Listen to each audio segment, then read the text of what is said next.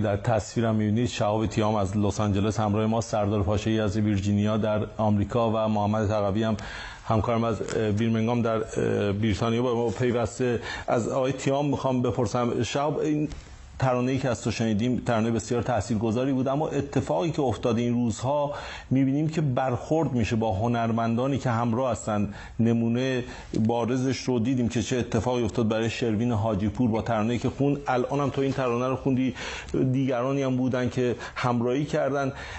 به نظر تو چرا حکومت از همراهی هنرمندان، حتی از ترانه هنرمندان، ترانه‌هایی که خونده میشه، میترسن و از استوری گذاشتن، از پست اینستاگرامی، به هر حال هر گونه همراهی که این روزها شکل گرفت با ترس حکومت همراه بوده؟ و خود تو با چه هدف این ترانه رو خوندی؟ اجازه بدید من سلام کنم خدمت شما و همچنین مهمانای عزیز برنامه‌تون. من همدردی میکنم اول با مردم عزیزم، مردم داغدار که جوان از دست دادن، جوانای عزیزی که جونشون کف دستشون گرفتن، رفتن تو خیابون شهید شدن فقط برای حقوق اولیه خودشون، که متاسفم که در قرن 21 ما باید شاهد همچین شرایطی تو کشورمون باشیم، شرایطی که واقعا مردم فقط برای حقوق اولیه‌شون دارن میجنگن. و واقعا متاسفم برای هنرمندانی که دارن دستگیر میشن. ببینید حکومت هیچ توجیهی نداره برای اعمالش و به نظر من این فقط نقطه ضعفیشو داره میرسونه با کاری که داره میکنه. جلوی هنرمند نمیشه گرفت. هنرمند داخل کشور داره برای مردمش، برای آزادی مردمش داره میخونه و اینجوری دارید شما باش برخورد میکنید.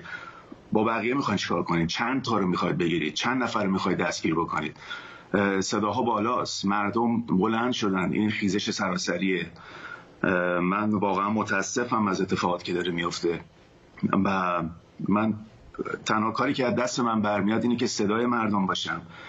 و ترانه‌ای که شنیدید کاری بود که ما به کمک دوستانم در عرض 2 روز ما این کارو منتشر کردیم. من تشکر میکنم از دوست عزیزم محمد رضا ابراهیم بابایی، ملقب نیما ابراهیمی، از بچهای معترض، ترانه‌سرای معترض سوئد که همراه من بودن و این کارو تونستیم در عرض 2 روز فقط برای اینکه همدردی خودمون به مردم برسونیم و اینکه نشون بدیم که ما صدای شما هستیم و ما پشتیبان شما هستیم هر جا که هستید. امیدوارم که شاهد شرایط بهتری باشیم تو ایرانمون.